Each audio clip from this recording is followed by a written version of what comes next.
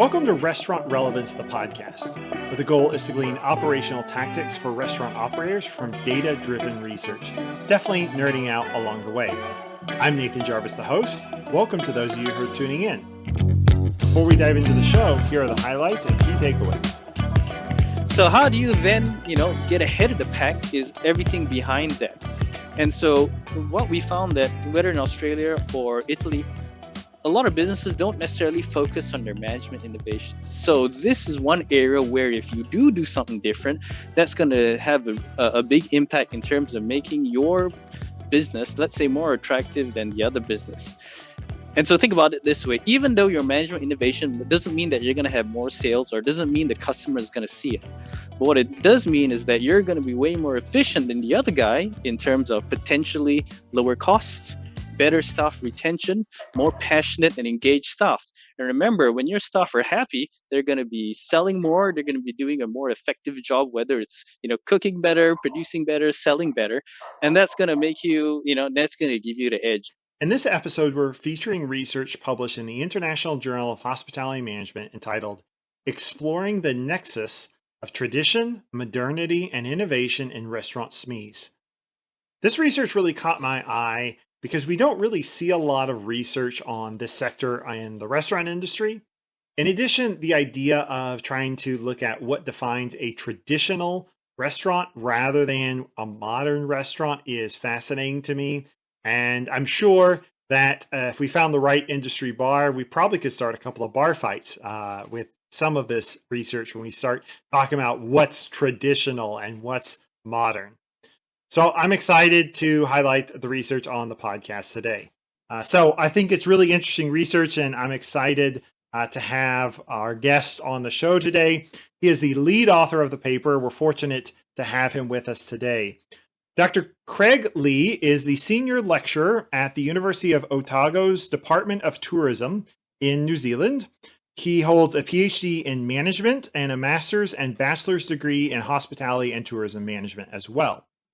Craig's research focuses on entrepreneurship and innovation in hospitality and tourism.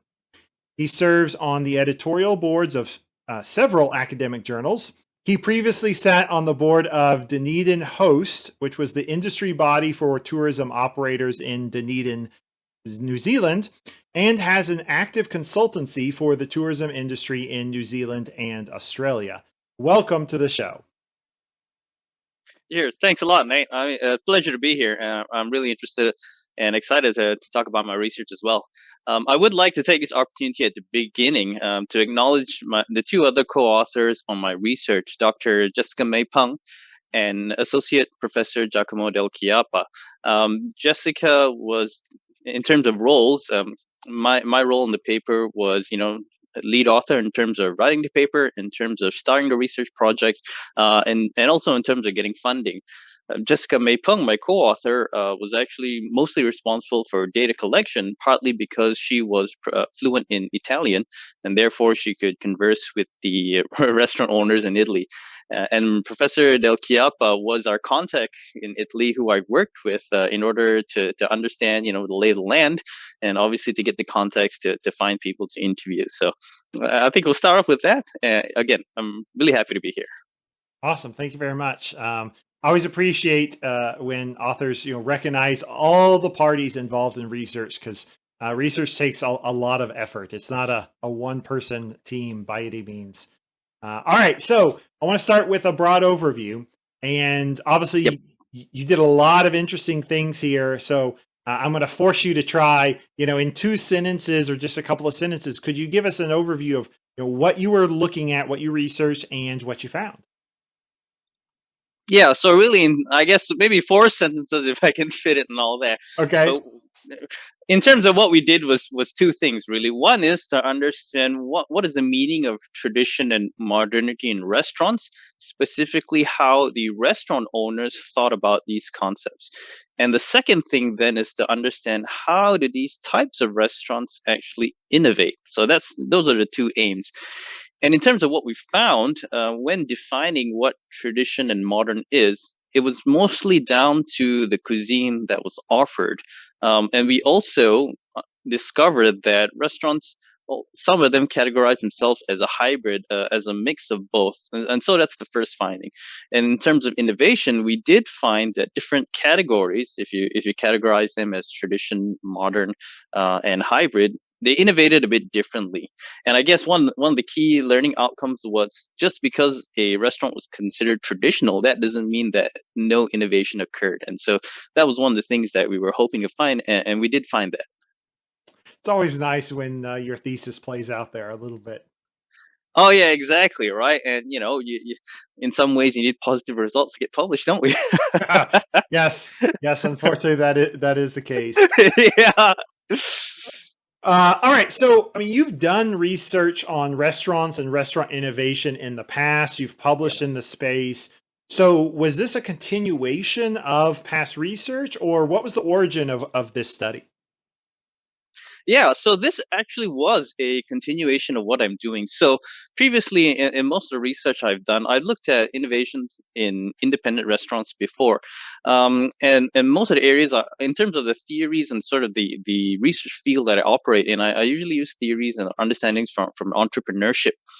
And when we look at entrepreneurship, in terms of small business, the saying is that you need to innovate to survive, or that sort of innovate or die, or be creative, or you get left behind. Okay, I mean that's a good point to start off with. But when you think about restaurants, it's kind of unique because when you think about it, some of the places we go, there are many establishments who are very successful without changing much. I mean, maybe there's a place that sells the same kind of donuts or the same kind of burgers, or the same kind of noodles, day in day out for decades, and they're making heaps of money. Okay, so that made me wonder. So after doing my research, that made me wonder. Do traditional restaurants innovate? Right, because in my previous research, I didn't really make distinctions between the types. So when I sampled the population of restaurants, I basically took the average across, all of them.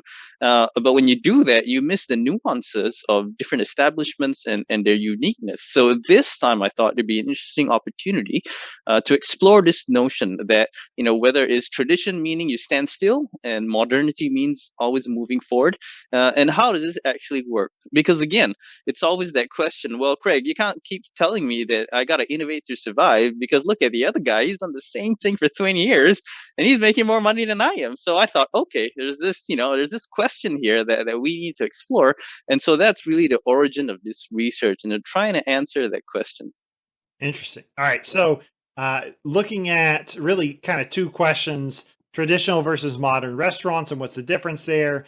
But then Yep. diving into the details of how each category is innovating, if they are, and whether there are differences in that innovation there.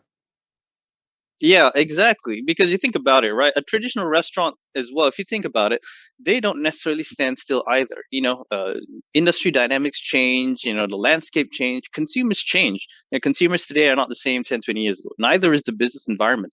So while they're calling themselves traditional or they have this sort of traditional facade, something else is going on that ensures that they're keeping up to date. So we wanted to see as well whether, if tradition may only be found in, let's say, how they look or the food, there must be other places that they innovate as well. It could be in their processes, it could be in their management of the business, it could be in their, human resource policies. And so we wanted to bring that to light because when we looked at past research, when they looked at restaurants, it's normally either it's about the food and the cuisine or it's about the customers, let's say customer behavior or what they like, and customers who patronize the restaurants, but nobody looks at the operational aspects. How are these businesses actually managed? And so that's where we wanted to focus on. Yeah. So you pull out that one key aspect of there have been studies done more on the culinary side, but less on the Yeah. managerial side, and so y'all really put an emphasis there on the managerial side, and y'all focus on the SME sector. Can Yep. you, for those of my audience that may not know what SME stands for, can you elaborate on that sector and why you chose to focus on it? Yeah, so if you want to define what a SME or SME is, it really depends on the country you operate in, right? So different countries have different thresholds of what they consider a SME, And usually the yardstick they use is the number of staff that you employ. So for example, in where I am in New Zealand, small business is fewer than 20 employees. So that's considered a small business. In other countries, a small business could be less than 50 employees. I think in some of the categories I've seen, if it's less than 10, you're considered a micro business. If you're anywhere between 10 and 50, you're small. And if you're between 50 and 100, you're medium, and anything over 100 is large. So really, I guess if I want to generalize, we're operating in that space, 50 or less, 20 or less. That's what we consider a small and medium-sized enterprise.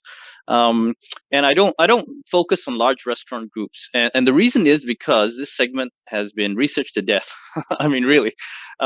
If we look at most of the studies in restaurants or in food and beverage, it's always about restaurant chains, and predominantly the research comes out of North America. So when I looked at that, I wanted to focus on the restaurant segment that is really under research. But interestingly enough, small and medium-sized or independently owned restaurants oftentimes represent the vast majority of restaurant types in an industry. So for example, when I started my research, which the population was restaurants in Australia, back then in 2016, their statistics put that restaurant industry at 99% being made up of small and mid-sized businesses. So if you think about your McDonald's, your large corporations, that really only represented 1% of the market. But when you look at restaurant studies, there's an imbalance in that the 1% of the market has tons of research, but the 99% mom and pop guys have not much. I won't say nothing, but really not much. So that's what I wanted to do. I didn't want to focus on large corporations, but I wanted to look at this segment, which is the majority segment, but again, not much research into them. And I guess on a personal note, is the segment is close to my heart because I studied and worked in independent. I studied, food and beverage and hospitality. I worked in small restaurants, and I have lots of friends who actually own, manage, or work in independent restaurants as well. And so for these guys, right? You work in a restaurant, and that restaurant's your life. It puts food on the table, right? It puts your kids through college. So I wanted my research that I do to help, the people I knew to survive and thrive. Because to be honest, large corporations, they're doing just fine. Right. Yeah. That's Yeah. awesome. So this is a bit of a tangent here, but I'm curious. Yeah. I have my own thoughts on why the research has focused more on chains and large groups rather than independent. Yep. But do you have Yep. your own thoughts on like why that bias is there? Well, I guess one of the things, I won't. What I would do want to stress is I'm not saying that the research is bad or I have or I don't like research in the area, but Yeah. part of it to me personally is data availability. Right. If we look at large corporations, it's easy to find information about them. You can mine their annual reports.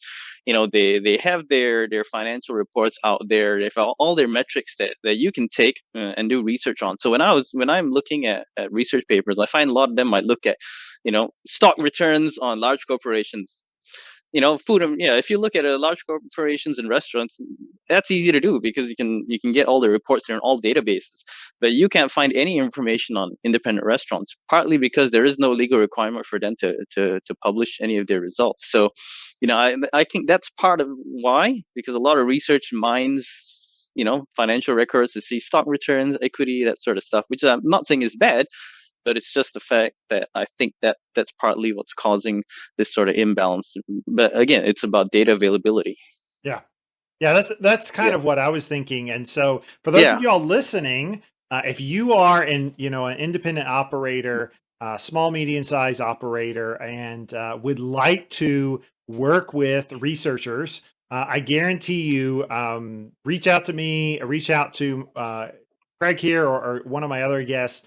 Researchers are always looking for opportunities to work with independents, to both help your operation and to further the research for our understanding of the independent side. So just a plug there. If you're listening and have an interest in working with academics, we would love to work with you and to build studies. Awesome. That was a bit of an aside, but I Sure. Yeah. it's kind of your thoughts there. All right. So you found 35 different restaurant operators Yep. in Italy. I believe it was in Sardinia, Yep. that agreed to talk with you and be interviewed and answered basically a series of questions and Yep. about their restaurant and what they thought about the restaurant. Was it traditional or modern or not?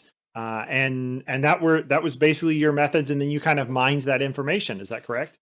Yep. Yep. That's right. Yep. So again, because there's not enough published information on restaurants, really the only way you're going to figure out how they tick is to talk to them. Yeah. Really. Yeah. So we just Professor Del Chiappa, who was the co-author on this, he had the connections, with industry groups, with Chamber of Commerce, that sort of people. So he was able to, ask them for help in terms of giving them a list of members, and so we contacted every member to see whether anyone would be interested to talk to us. So out of that list of probably about 100 so businesses, we managed to get 35 who were willing to talk to us. Cool. That's actually pretty good. From seeing Yeah, studies. yeah, which So, is not bad. A lot of work, oh but paid off. yeah. Yeah, All right, so I like to talk a little bit about theory on this podcast. Obviously, it's a little sure. less operational, but as researchers, we care about theory, and it frames our research. So, in your literature review, you talk about a bunch of different theories, but you finally settle on something that's called the realist capitalist commercial lens. And so, briefly, could you explain for my viewers, like, what is this theory and why did you choose it?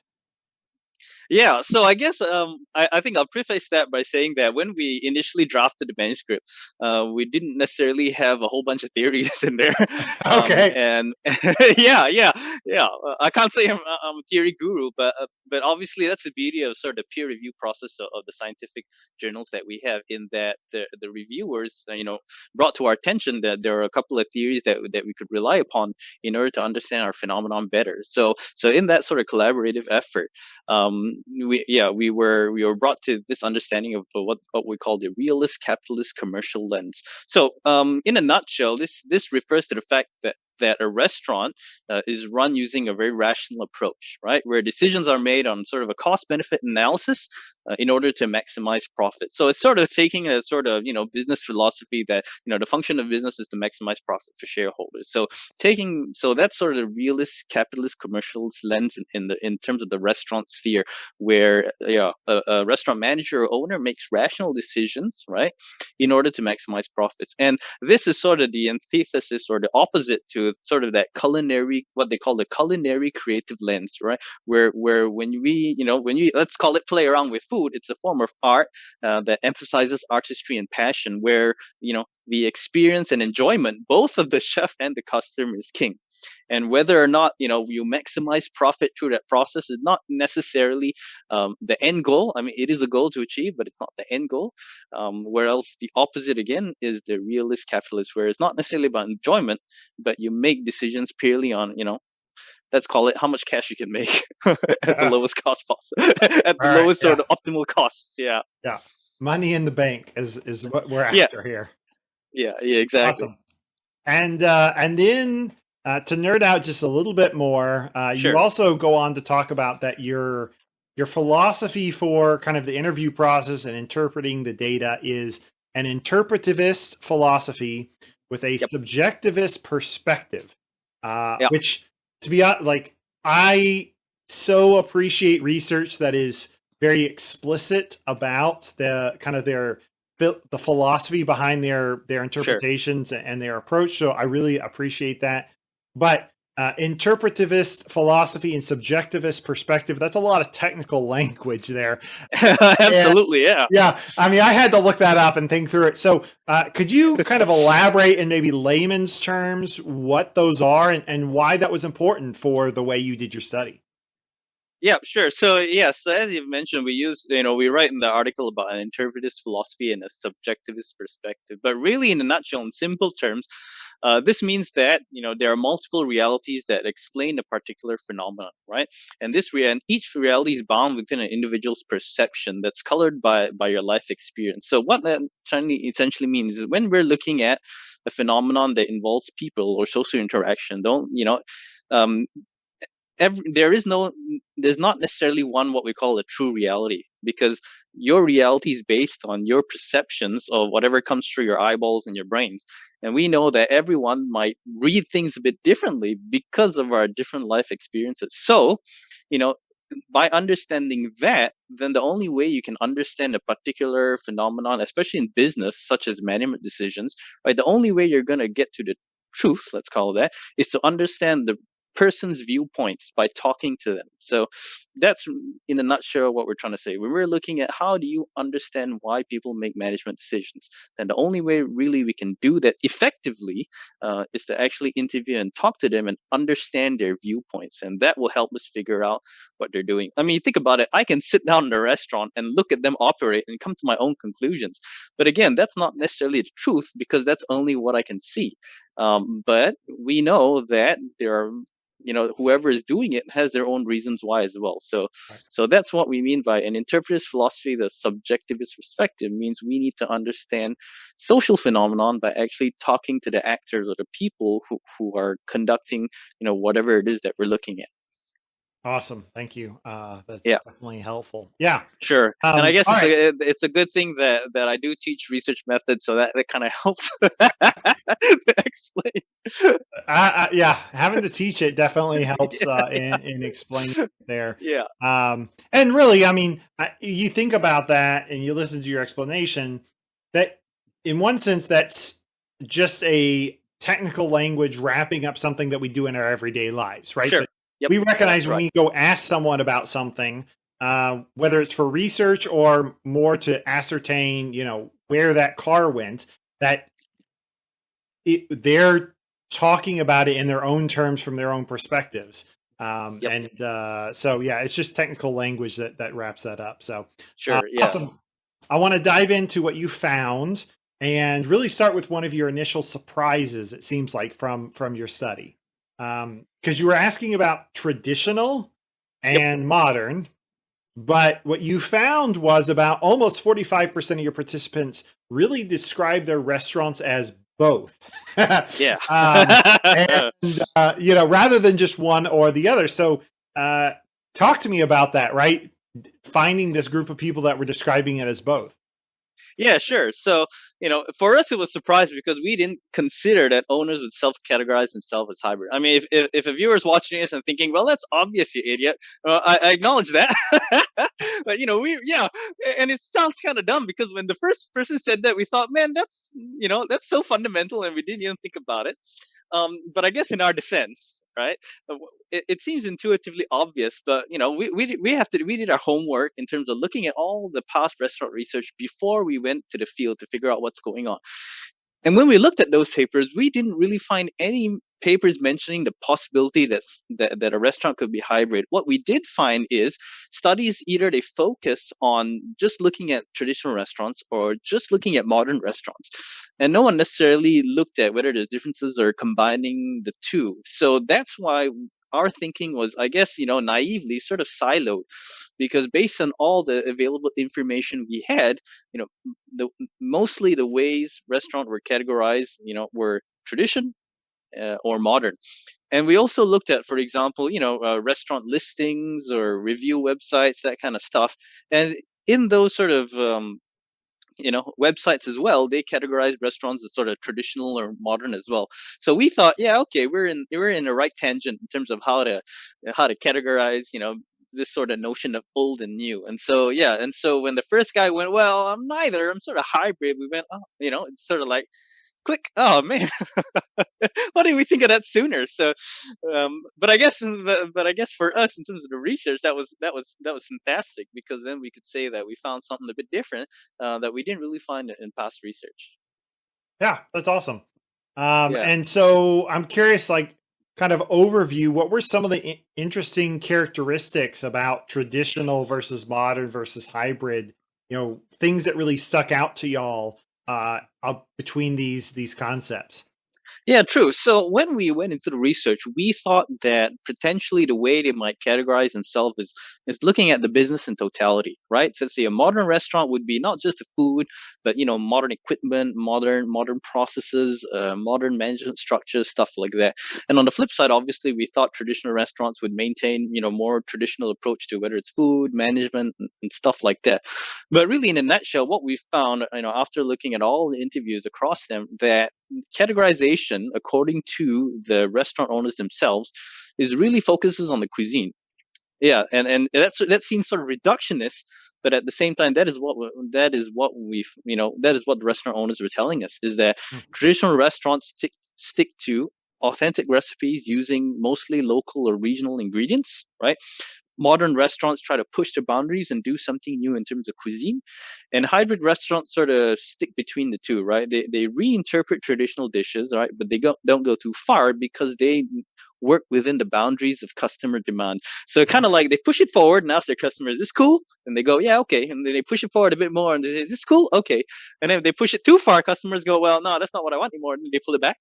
Right. So that's what we found in terms of the differences. Mostly, funny enough, it came down to cuisine. They were focused on their food product. Well, and at the same time, I guess it's sort of kind of obvious in a sense because that is their method of differentiation, right? That's what brings customers in. If the food is good, they're coming in, so they focus their image really on that food.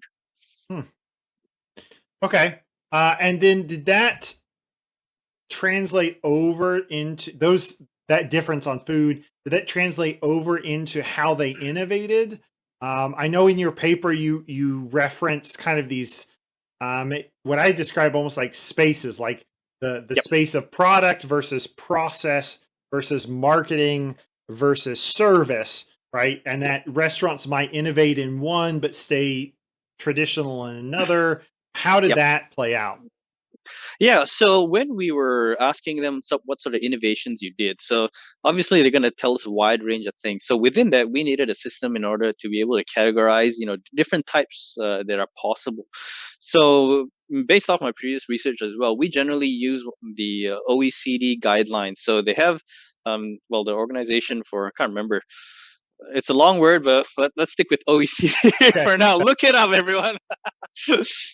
So in the OECD guidelines, they've been measuring innovation in the EU for a while, and they use what they call the Oslo manual. And in this manual, they categorize innovations into five types: product, service, process, marketing, and management. So essentially, we use that categorization to then look at what people said and try to put what they said into these boxes. And the reason why we use this particular system is because in our assessment, that is sort of the most useful one in categorizing a wide range of different types of things that people could do.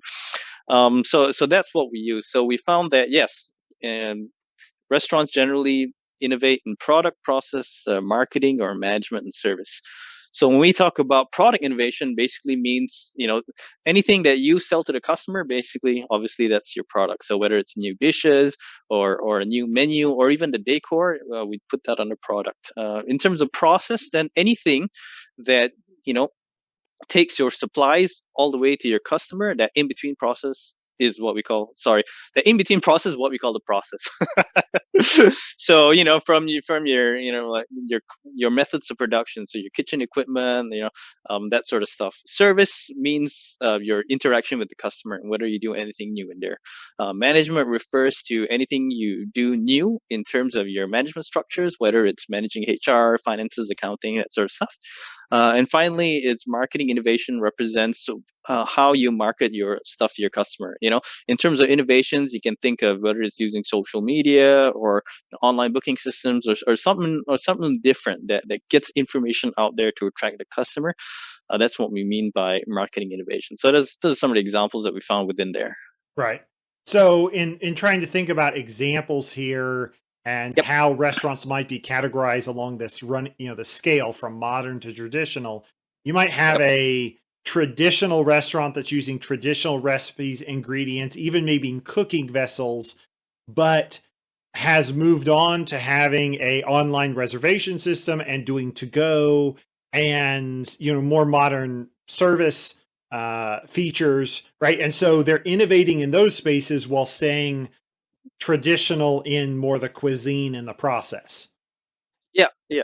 Yeah, sort of like that. I mean, so some of the people we talked to, they said, yes, we try to keep our menus tradition, but how we produce that traditional dish might be a bit more modern. So let's say, for example, the old cooking process used to be, I don't know, 6 to 8 hours.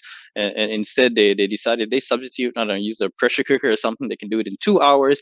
But the end product is still traditional, in terms of taste, texture, appearance. Then that to them is acceptable. So in terms of that sense, then that's uh, innovation for them, because a process that was very long and labor intensive now becomes shorter, means they can make it quicker and make more of it so that they can sell more of it and obviously make a higher profit. Right. Be more Yeah. profitable and Yeah, stay in business. exactly. Okay. I'm still fascinated by this hybrid concept. Yep. And honestly, probably because I think that's where the most flexibility is. Yep. And this is now just completely my gut. This is not Sure. database, but my guess would be most restaurants probably are in more the hybrid, concept rather than 100% traditional or 100% modern. So when talking about the hybrid concept, you actually talk about, and I'll quote you here. You say it's based on, quote, the harmony of culinary creativity and tradition. So this Yep. this balance here, and that's something you actually pull from a previous paper by Dr. Kaishan Lee, and I actually had Dr. Lee on the podcast. I think it was the third episode on pastry chefs and talking about Yep. creativity there. So it's neat to see you building upon others' work there. Sure. Yeah. Absolutely. So Dr. Kaishan Lee's work was definitely very interesting. And again, the reviewers pointed us in the direction of his work, and so when we took a look, Yeah. yeah, how yeah, pastry and coffee, the best combination for breakfast or whatever. Exactly. But you think, yeah. So if you think so, yeah, when we looked at the research, the concept was very useful because we could translate it to the way a restaurant business is managed. So that's what this paper as well is doing. How do we take some of this research, which was really focused on sort of product creation and creativity, and how could we potentially apply that to the management of a whole restaurant, right? So we looked at Dr. Lee's work. What he talked about in his harmony of culinary creativity and tradition is, he there's this balance between that sort of artistic and doing something creative, but also making sure that it is within the means of your production, right? You can come up with something so elaborate using the best ingredients, but it might be really hard to source that ingredients. It might be labor intensive, and the profit margins might be really low. So when we looked at his paper, he was really stressing that good a good culinary creation has to sort of straddle this balance between being really creative and new and exciting, but also being viable. And so that's how we then applied that to a business sense, and we found that that's what hybrid restaurants were trying to achieve, because they're saying, well, I'm not the most modern guy out there, neither do I want to be the most traditional. So how do I achieve a balance between having some tradition, having new stuff, but at the same time balancing that out with practical things that I can actually do. So in other words, if they wanted to create let's say a new menu item, they can't go overboard and go something way crazy, because they're thinking about whether that makes business sense, for example. But if you think of a modern restaurant, they might go, let's go crazy, let's go out there, because we got to push the boundaries, because that's what people come for, and and that viability, while it's still there, I'm not going to say it's not there, but perhaps the artistic side or the excitement side outweighs that. And so we found that that's how this concept of harmony and culinary creativity by Dr. Lee sort of matched our hybrid restaurants, because they were trying to straddle that balance about they need to move forward, but at the same time make sure that what they're doing is practical and makes business sense. Right. That's awesome. Yeah. All right. So even more on the hybrid side, I think at least the way the paper reads, it seems like when you initially had this insight of, oh, there's a hybrid category, you started thinking about it as another category, right? You had traditional, category Yep. one, modern, category two, and then third category of hybrid. But then in your conclusions or your applications, you talk about moving from that idea to more like a sliding scale where modern Yep. is on one side, tradition's on another, and hybrid is in the middle, right? And so you kind of slide back and forth, which I really appreciate. Like it, it's fascinating me to see how your thinking on that category changed. Yep. And again, I think it's also helpful to operators to see that it's not a matter of, well, I'm stuck in one category, but rather where do I sit on this continuum here? Yeah, I think so. Because again, I'm just, I'd say the viewers should keep in mind that this categorization is based on the menu, right, on the cuisine. And again, we say that because that's how the restaurant owners in our sample categorize themselves. They mainly focus on I'm traditional because of my cuisine, or I'm modern because of my cuisine. So really, in terms of that sliding scale, that's where we think restaurant operators should consider where do you want to sit in terms of your offerings, right? Right. In terms of this sort of scale. Some might say that being hybrid is just poor brand positioning, right? I don't know who I am, so I'm just gonna call myself hybrid. You know, there is kernel of truth to that, but what we would say is, I guess, yeah, you know, obviously restaurant owners know positioning is key, right? You need your customers to know who you are. So that's in that sense where that sliding scale sort of works. Okay, if you don't think you have the capacity to be traditional, right? Not everybody can. And if you don't think you have the capacity to be modern or avant-garde, that's fine. So decide where do you want to sit within that. And why we say it's a sliding scale, again, because of our research. Some restaurants, they call themselves hybrid, but they were mostly traditional, but they left room for interpretation. So they might change a few things in the traditional recipe, and so they call themselves hybrid. And same with modern, they're not out there, but they're sort of between sort of the middle and the edges of modernity, where they're not completely crazy, but it's definitely different from what you would consider traditional. So that's where, I guess, in terms of helping with brand positioning, because uh, as we sort of know, and again, and as I'm familiar with talking to restaurant owners, right, restaurants do fail because of that poor positioning. You need to know who you are and what you're good at, because when you know that, that translates to your customers. So I guess the sliding scale allows one to understand that it's not bad if you're not traditional or not modern, right? So it's a matter of, finding that right balance for you, and then making sure then you do that effectively. And that's sort of where we came up with this thinking of that hybrid scale. Because again, when we look at, categorizations, whether it's, restaurant listing platforms or research, it's always you're either bang A or you're B. But again, we know life is complex, right? So we're hoping that we can move on and try to figure out where do we fall within a continuum, and that gives us more flexibility and also more confidence to be able to do things the right way. Right. Well, and there's also the aspect, this is just my experience now talking Sure. of, once you know where you are, where you're going to sit on that continuum, part of your success then is dependent on how well you can execute that, but also Yep. how well you can communicate that, right? So Yep. so Exactly. that your guests know what to expect. Yeah, exactly right. And so that's where, when you decide where you lie in the continuum, then you can start to innovate. Because if you know, for example, okay, I'm going to be more traditional, so then you might consider, okay, that means your cuisine has to be, let's call it authentic, regional, traditional recipes. So that allows you room to innovate in other places, such as processes, your management. For example, right, you can be traditional, but you can have really forward thinking management philosophies. Maybe change the way you shifts your roster, or different reward based programs, right? As we know, it's not easy to retain staff or find staff in hospitality, so it is a talent war, right? And if you're a Right. small business, that's even more so, because yeah, you can't promise someone lots and lots of salary, obviously, right? Let's be Right. real here. But then that's where your innovation lies, in terms of how do I get creative in order to retain staff and be skilled. And I guess this is where I'll quickly give an example of a restaurant owner I knew, who didn't have a product that was crazy modern, and it was an independent restaurant. So his reward system was not more pay, but I think twice or three times a year he'd take his whole team on, like, let's call it a company trip. I mean, so this is an independent operator. Everything comes out of his pocket, and he takes them twice or three times a year on sort of like a company weekend or company trip, whether it's camping or a particular location or a tourist attraction. And that helped him, get really passionate staff who Right.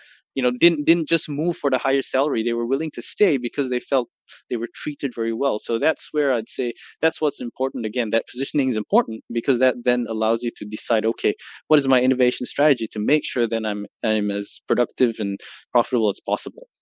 Right. Yeah. Awesome.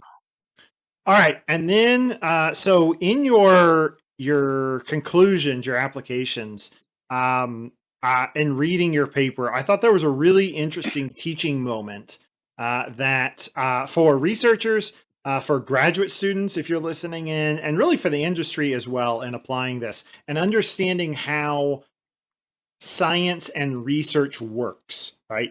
Yep. Particularly, I think over the past 2 years, there have been lots of good and very bad misunderstandings of how Yeah. science works and what science is. And so I want to quote you here and make a comment and then kind of get your thoughts here. So you say, quote, conversely, so you're kind of you're Yeah. contrasting here. The lack of management innovation within modern restaurants suggests a rejection of Harrington and Ottenbacher, which is a paper you're referencing, Yep. and Lee et al.'s 2016-2019. So that's two papers. Their managerial structured approach to restaurant innovation, Yep. end quote. Now, those two of those papers are actually your papers. It's Yeah. work that you Exactly. did. And so you're saying here, like, our current findings are at least contradicting or providing a nuance to what we found previously. And in reading this, like, what I was struck by was this is the awesome but also frustrating part of science, is that we're Yep. always building on what we did in the past. And human beings are complex creatures, Yep. and so we are going to find things that contradict, and so we have to figure out, well, why, right? What's the difference here? What happened? And so I'm curious, what was that moment like when you're looking at your current results and you're thinking about your past results, seeing that discrepancy? Like, did you get it resolved, or how did you resolve it? What was that like? Yeah, well, I guess discrepancies are great. I love discrepancies. uh, or you can say I love to be wrong. I try to be right, but but I don't mind being wrong. Okay, so let's go back in terms of the way we do science is that we can only we as let's call it as scientists, we make our best available predictions of judgment based on the best available information that we have at the time. And as we know, as time goes on, we have more and more information of which we can look back on and see whether we were right, the first time back then when we had less information. So when you've quoted the article where I say, it's sort of rejection of the past two research I've done, that's correct and it's good because then we know that we're probably coming closer and closer to the true answer. So I will say that in terms of the research itself, if you reference that particular paper, it what this discrepancy showed me is that our team was actually on the right track. Because again, if we go back to earlier in this segment where we said that when we did my past research in 16 and 19, we took a large sample of restaurants in Australia, and did quantitative analysis and some qualitative analysis on that. But what we didn't do was segment the business and see whether different groups of restaurants, in this case traditional and modern, have nuances in terms of the way they operate. Because again, when we do science and we take a big sample and we take the average, we are missing out on sort of the nuances between different categories that could exist. So in this paper, that's what we wanted to look at. And so this discrepancy was actually good because what it told us is that there are differences in these different groups within this big sample that you have. And so when you're doing research again next time, you need to be aware that you potentially need to look at the differences between groups inside your sample because they may be different than the average you're looking at. And so in terms of future students, that's what you need to remember. Finding things that are wrong is good because you learn from them.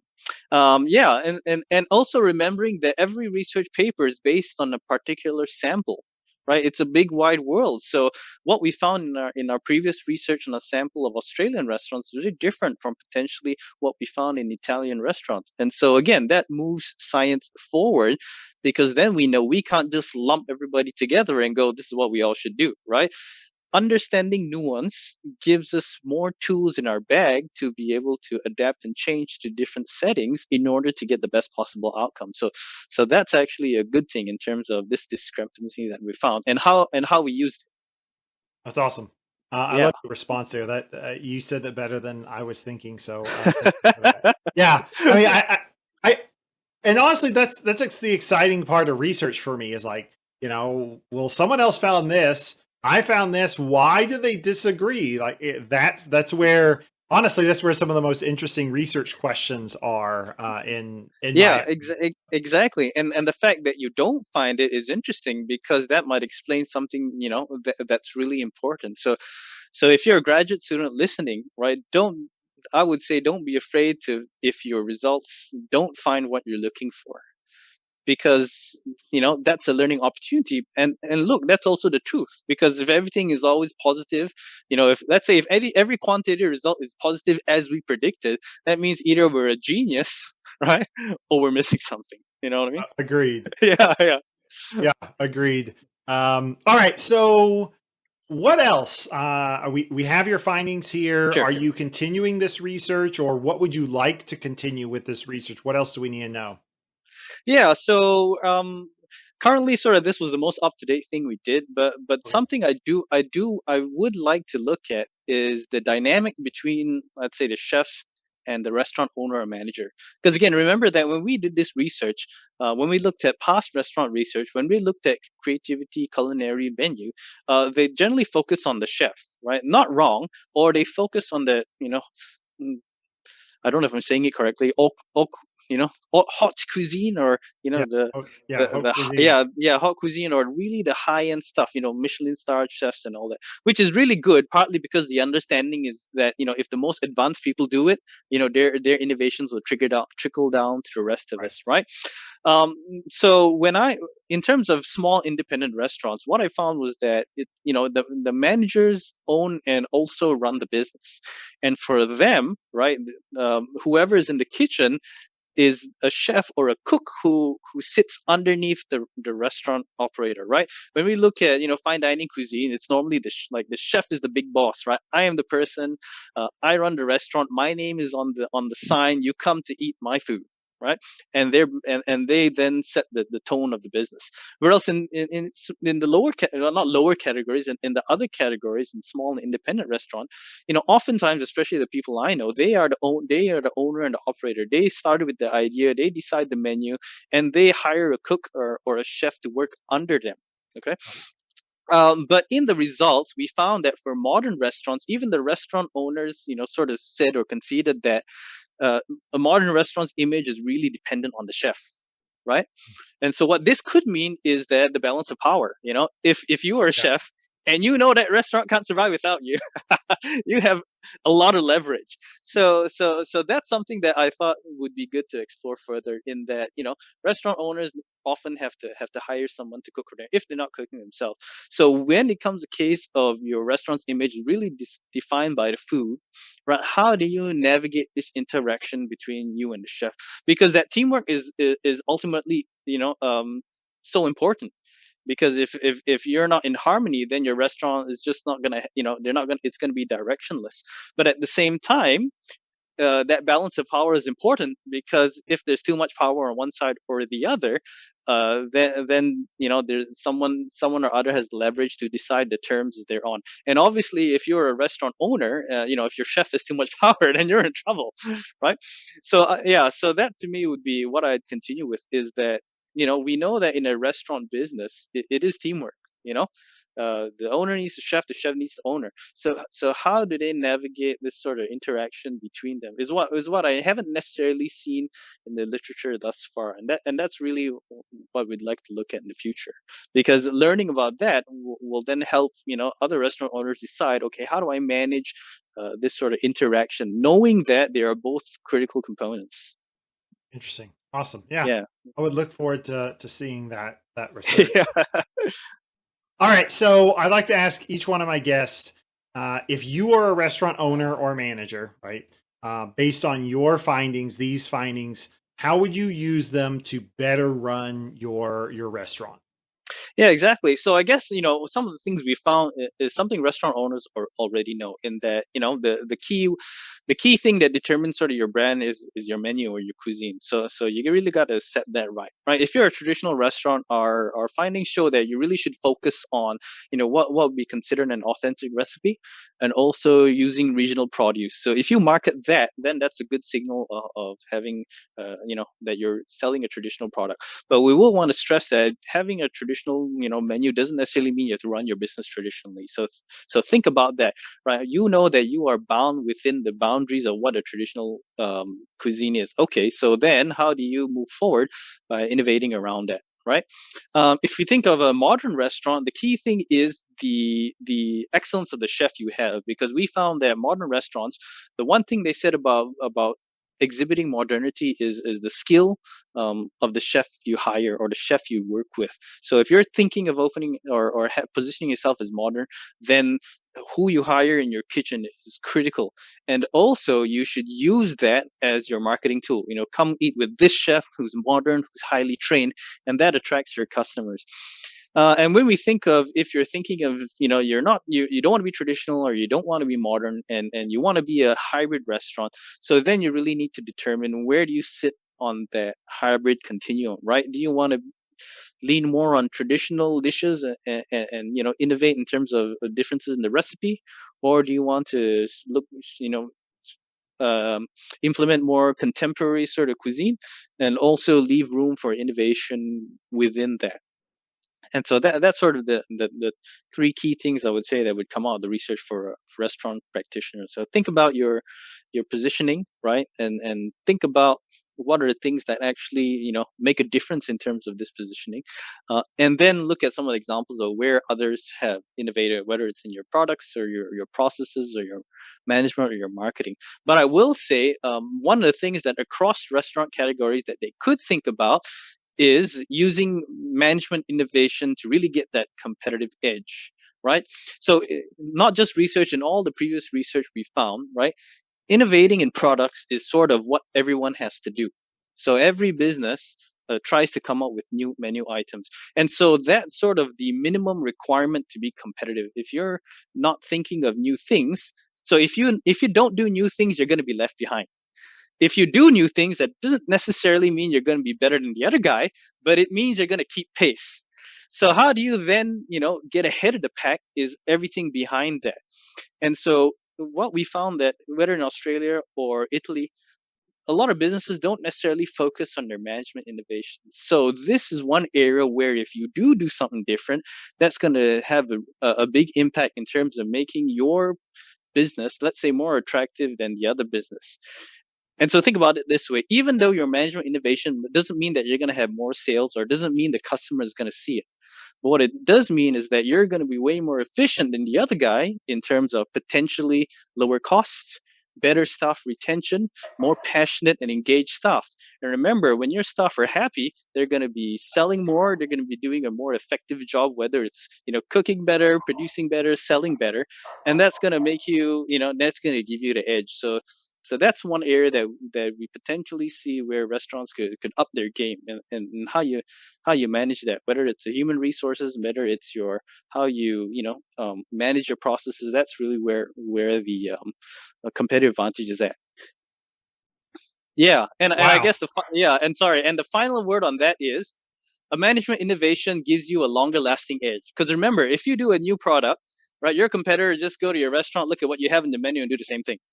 You probably maybe have a week before the other guy has it already. Or if you think of the fast food wars, right? McDonald's come out with a burger. I don't know. 2 days later, Burger King has their own, or the opposite. But what they can't see is what you do behind the scenes, right? And I've talked to a lot of restaurant owners who say, well, I just go to the next guy's restaurant and eat there, or I send somebody I know to go there, and I know all the new things they're doing. And I say, yeah, that's cool, but you don't see what's happening at the back of the house, do you? He said, no. And so that's where your competitive advantage will last longer, if you can do things that they can't see. Wow, those are some great gems of pieces of advice there. So thank you for that.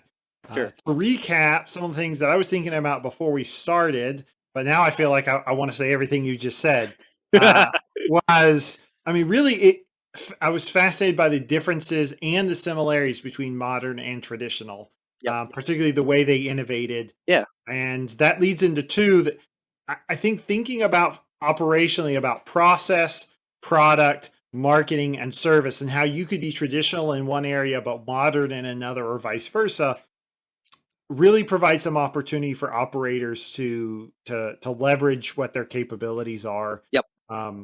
This third category, this hybrid category, again, I think that gives a lot of freedom to operators to feel like, or to not feel like they have to be pigeonholed in one area, right? Like Yep. they can find their place on the spectrum there. Yep. And then again, I love the teaching opportunity of just how well your research illustrates that research is evolving, and we're going to learn more and find new things that contradict each other, and that just means that we need to keep researching. And again, if you're an operator and you'd like to work with an academic to do some research, reach out to your local university, find the local hospitality program, and find one of those researchers, chat with them, because academics, we're always looking for operators to work with and to build good relationships with industry. Yeah, absolutely. And I guess working at academics as well, my belief it should be a two-way street, right? What we need from operators is your time, which we know is really precious. So and that's really all we're asking for, time to understand about how you do and what you do. And I guess our commitment is to be able to give you recommendations on how you should be able to improve your business. So I guess it's sort of a two-way street. Like if you want to work with academic, that's really good, but at the same time, get us to commit to giving you something tangible that you can use, so that we actually give something back. And I guess and remember that part of the what you get out of it is understanding sort of the multiple opinions that could exist in your industry, and and our job really is to get everyone's opinion and try to come up with that sort of, if we can call it, one truth or a few truths, to help you understand the complexity. Because again, when I'm researching with restaurants, right, you know sometimes we want to give back somehow for the participation, and they always say, well, I don't need money because I make money, I don't need a voucher, I don't need anything. What I need from you is information. I'm a small independent owner. I'm operating within myself, trying to survive, right? So I don't have time to know what other people are doing or what is the best practice, so that I can understand what the industry is happening. So that's our role. And I'd say that's what we should expect. As your restaurant operator, that's what you should expect that the academic should do for you. Our job is to help you get that information. And the only reason I say that is because that's what my sample is always telling me. I just your job is to give me the information I need, so I know what everybody else is doing, so that I know where I am performing within, let's say, my competitive landscape. And so that would be a good tangible outcome if you're looking to work with academics. Wonderful. I could not have said that better. Thank you Yeah. so much for taking the time to be on the podcast today. I really do Sure. Yeah. appreciate it. I had a lot of fun. Thank you. And I hope some of the information I've shared today would be useful. To me, that would be sort of the greatest acknowledgement, if you found some piece of information that will be useful for your daily business. That's what makes me happy. Absolutely. And thank you to those of you who are tuning in. If you have questions, please reach out to me at nathan@restaurantrelevance.com. You can reach out to Dr. Lee. His contact information on LinkedIn is part of the description, whether on YouTube or on podcast platforms. So you're welcome to reach out to him there. Thank you so much. Have a great day. Ciao.